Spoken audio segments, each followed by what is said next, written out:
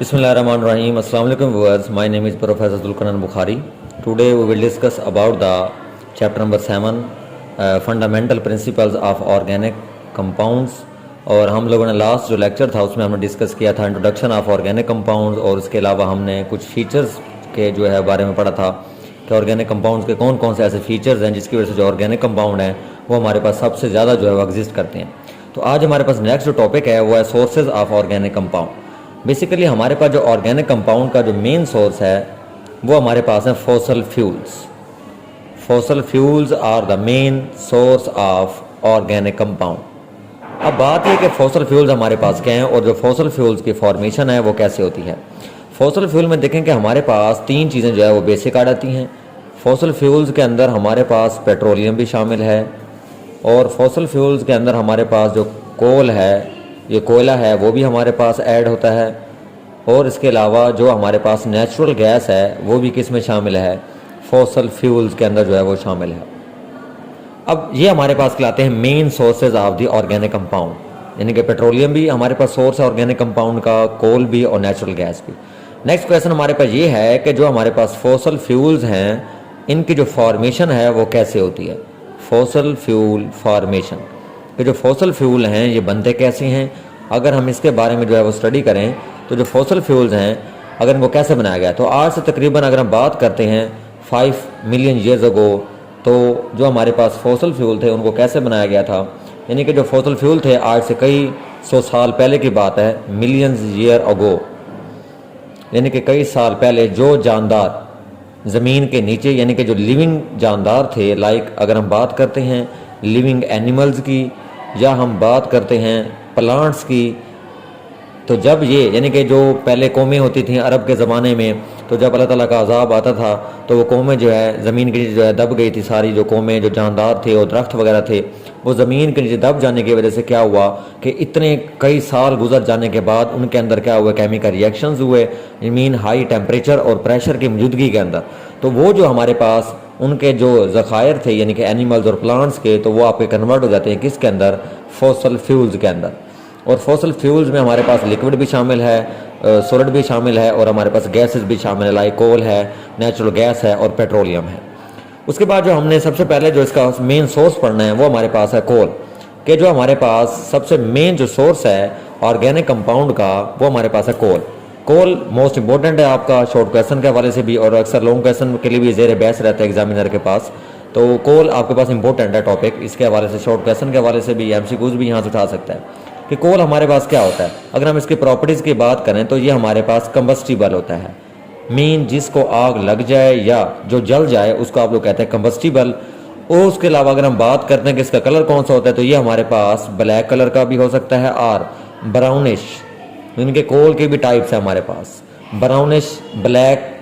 जो रॉक्स होती हैं ये वो भी हमारे पास हो सकता है, सेडिमेंट्री रॉक्स, यानी कि कंबस्टिबल है। और ब्लैक या ब्राउनिश ब्लैक जो हमारे पास सेडिमेंट्री जो रॉक है वो हो सकता है हमारे पास।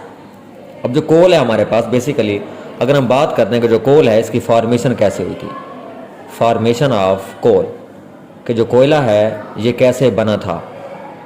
तो अगर हम फॉर्मेशन की बात करते हैं कोल की, तो जब कोल के बारे में ये बिलीव किया जाता था कि जो हमारे पास ट्रीज़ हैं, जब ये आज से 5000 साल पहले या 500 साल पहले 500 years ago, 500 millions years ago, यानी कि 500 मिलियन साल पहले, यानी कि जो दरख्त थे जब वो ज़मीन के नीचे जो है बुराइड हो गए थे, बुराइड अंडर द अर्थ क्रस्ट, ज़मीन के नीचे वो दफन हो गए under the crust, mean earth crust, ज़मीन की लेयर नीचे जो है वो दफन हो गए।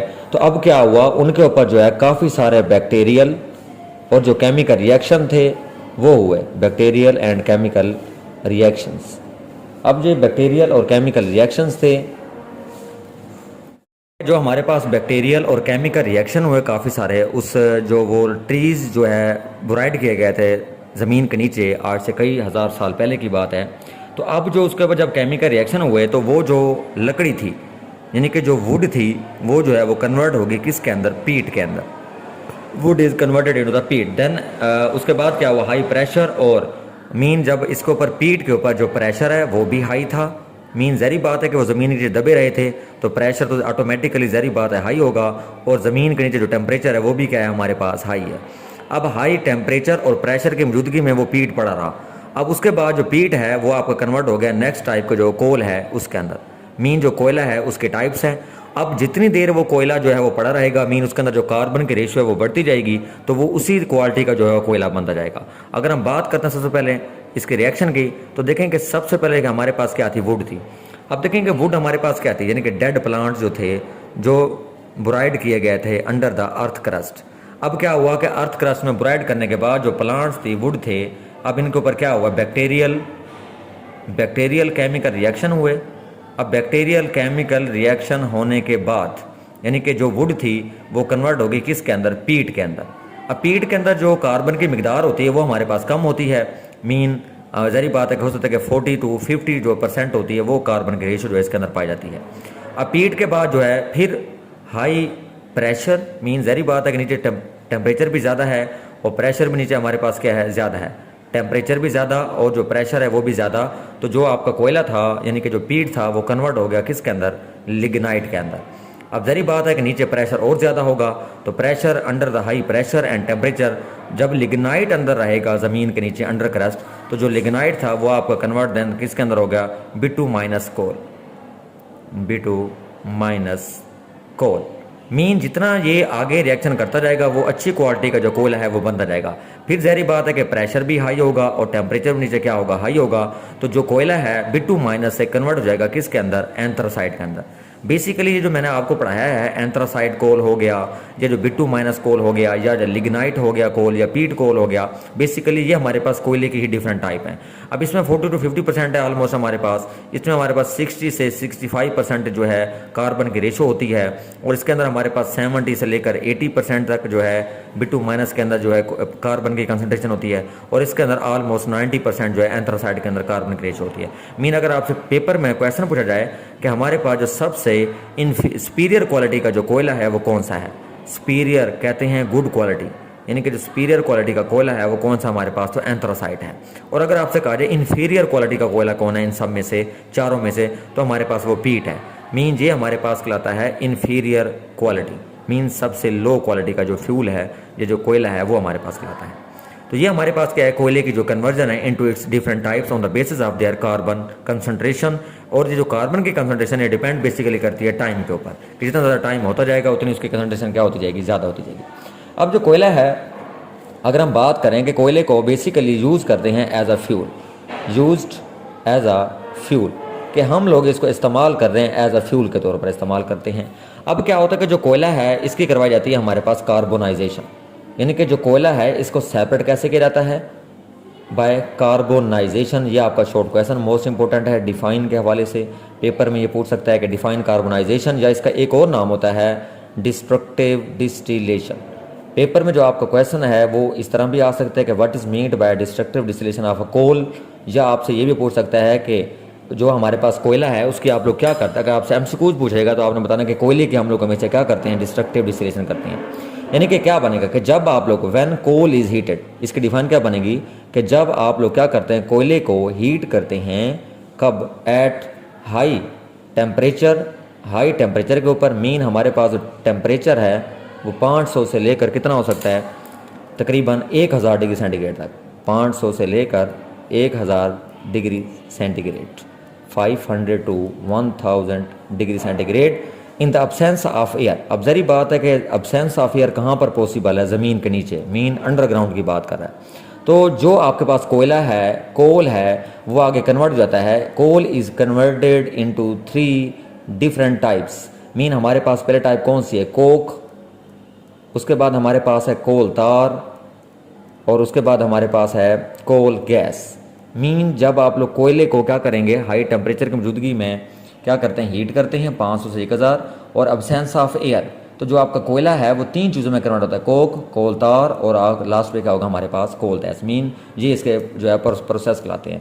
मीन जब आपके पास कोयले की क्या होगी, कोल आपके पास था, आपने क्या करवाई, इसकी कार्बोनाइजेशन करवाई, तो कोयला आपका 3 चीज़ों में कन्वर्ट होगा। एक होगा कोल तार, एक हो जाएगा कोल कोक, और दूसरा हमारे पास किस में जाएगा, कोल गैस।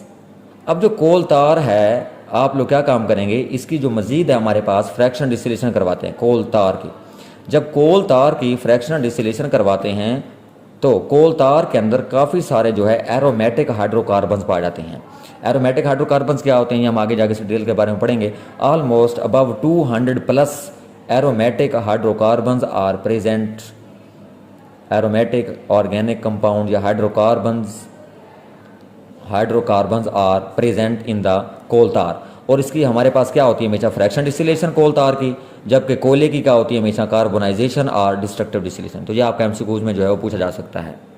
यूजेस ऑफ कोल के जो कोयला है बेसिकली हम लोग इसको कहाँ पर इस्तेमाल करते हैं, तो ऑलमोस्ट जो है हर साल कई जो 100 टन है, तकरीबन ऑलमोस्ट 118 प्लस टन्स जो कोयला है वो जो है उसकी निकाला जाता है उसको यानी कि यूज़ करने के लिए।